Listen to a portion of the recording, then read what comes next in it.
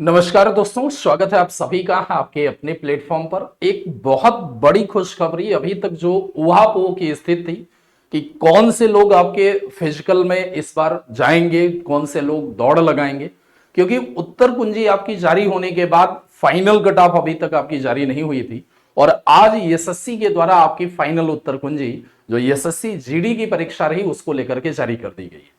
बहुत सारे बच्चों के लिए आज एक बहुत बड़ी खुशखबरी होगी कि भाई हमने प्रथम स्टेज अपना पार कर लिया।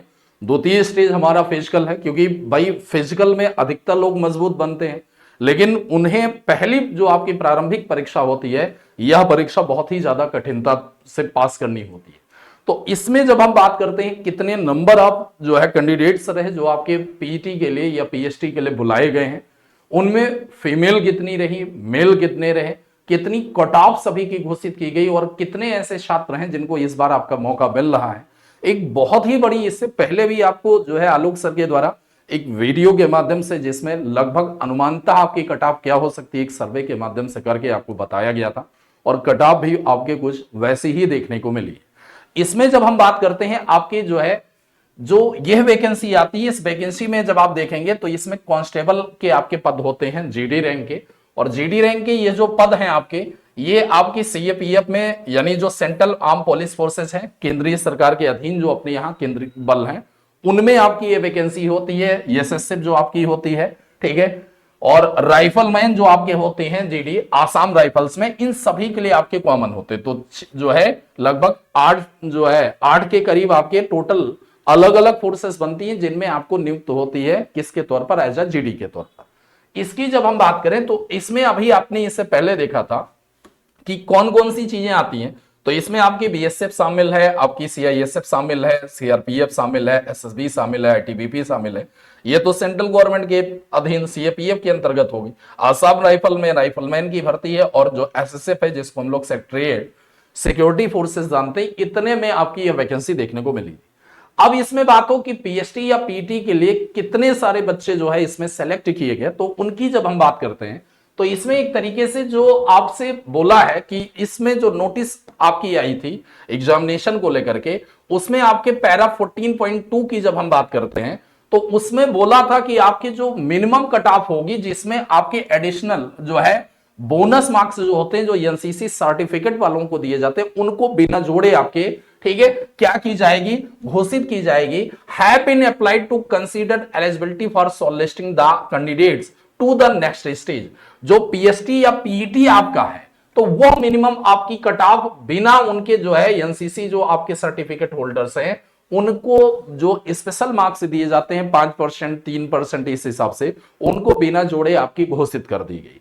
इसमें जब हम बात करते हैं तो इसमें जब आप देखेंगे कि शॉर्ट लिस्टिंग जो कैंडिडेट्स हैं नेक्स्ट लेवल में 30% ईवीआर से, ओबीसी ईडब्ल्यूएस के 25% और ऑल अदर कैटेगरीज जिसमें है एससी, एसटी, ईएसएम, इन सभी से 20% आपके लिए गए।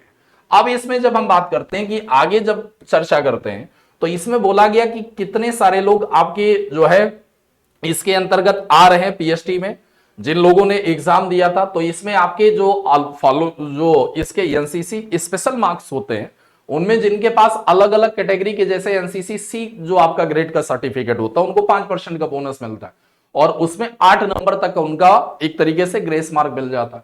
जो बी ग्रेड सर्टिफिकेट लेते हैं उनको 3% का जो है मिलता, लगभग 8 मार्क्स मिलते हैं, फायदा मिलता है। और जिनको एनसीसी ए सर्टिफिकेट प्राप्त है इनको 2% का जो है मार्क्स दिया जाता है, 3.2 मार्क्स का इनको बेनिफिट मिलता है।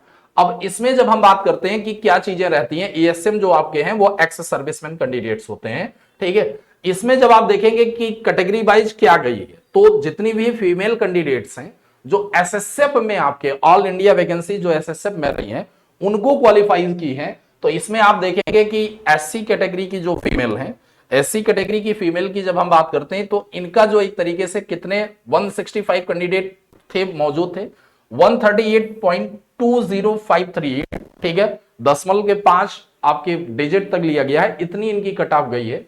पार्ट ए में 35.50 मार्क्स आपकी कट ऑफ रही है और 85.50 आपकी पार्ट बी में मिली। एसटी की जब बात करें तो इसमें 90 कैंडिडेट्स है, इनकी कट ऑफ आपकी 130.27926 गई है। ओबीसी में आपकी 300 आपके कैंडिडेट्स अवेलेबल थे, उनकी कट ऑफ 144 गई है।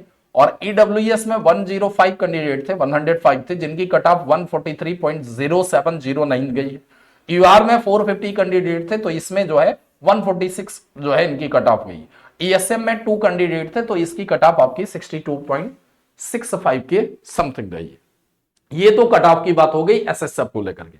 अगर मैं बात करूं कि एसएसएफ को छोड़कर, ठीक है, जैसे आसाम राइफल्स है, सीआईएसएफ है, सीआरएफ, सीआरपीएफ है, ठीक है, इन सब में जो कैंडिडेट्स हैं उनको लेकर के क्या की, उनकी कट ऑफ क्या रही है, तो उनकी कट ऑफ अलग दिया। जैसे ये फीमेल कैंडिडेट, कितने कैंडिडेट थे, ये एसएसएफ को छोड़कर 3000 जो है 96 ईडब्ल्यूएस के, एससी के 5000 जो है 984, एसटी में आपके 3696, ओबीसी में आपके 8410, 8410, ईआर में 17138, ईएसएम में आपके एक्स सर्विसमैन 4, टोटल जो थे 38,328 की अगर मैं बात करूं तो ये है आपकी फीमेल कैंडिडेट एसएसएफ को छोड़कर बाकी में क्या की है, क्वालिफाई की।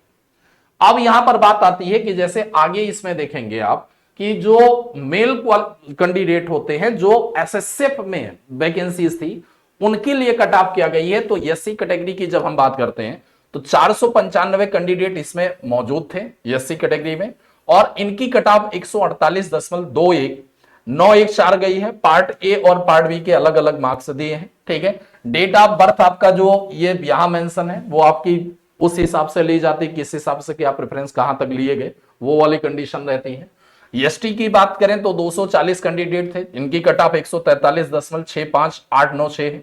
पार्ट ए और पार्ट बी के मार्क्स इस हिसाब से रहे। ओबीसी की हम बात करें तो 900 कैंडिडेट रहे, जिनमें 152.28771 गई है आपकी कट ऑफ। ईडब्ल्यूएस में 345 कैंडिडेट थे, यूआर में 1350 थे, और एएसएम में एक्स सर्विसमैन के 330 थे। इनकी कट ऑफ आपकी 94 है। तो सबसे कम एक तरीके से एएसएम वो लगभग परीक्षाओं में ऐसे ही रहती जहां अलाउ होते हैं। इनकी कट ऑफ जो है एसएसएफ में जब आप देखेंगे तो अलग अलग कैटेगरीज की SC, ST, OBC, EWS, UR और ईएसएम की देखने को मिलती। इसके बाद जब हम बात करें कि एसएसएफ को छोड़कर अदर के लिए आपकी इसमें कितने आपके कैंडिडेट सेलेक्टेड होते हैं, तो ईडब्ल्यूएस में 26,507, एससी के 47,697, एसटी में 31,981, ओबीसी के 67,731 और यूआर के 1,31,875, ईएसएम में 2200 जो है 85। टोटल नंबर ऑफ कैंडिडेट जब आप देखेंगे तो 3,08,076 इसमें बनते हैं, ठीक है।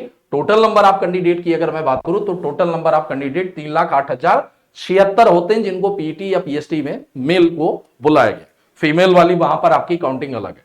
साथ ही साथ इसमें जब हम देखेंगे तो आगे इसमें क्या किया गया है कि जो भी स्टेट वाइज जब आप कट ऑफ देखेंगे मेल की फीमेल की तो वो भी कट ऑफ आपकी दे दी गई है स्टेज वाइज और साथ ही साथ उनकी कैटेगरी वाइज।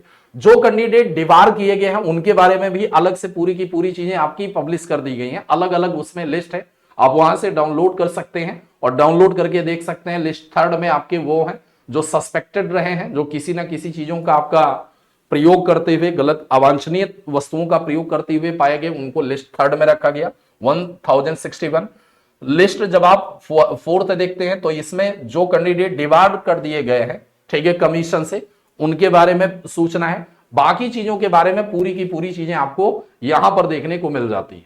तो ये आपकी अलग अलग कैटेगरी के वाइज, एरिया वाइज वैकेंसी थी, उसमें कैटेगरी वाइज आपकी सभी की कट ऑफ गई है। तो ऊपर से आप चेक करना जो है जब देखेंगे तो ये पूरी चीजें आपको यहां से मिल जाती हैं, लगातार दी हुई हैं। यहां से आप जाकर के पूरी चीजें देख सकते हैं, आपके मार्क्स किस हिसाब से रहे। फाइनल आंसर की आप सभी ने मिला ही लिए, तो उम्मीद है आप सभी जितने भी लोग हैं सभी को भाई बधाइयां, शुभकामनाएं।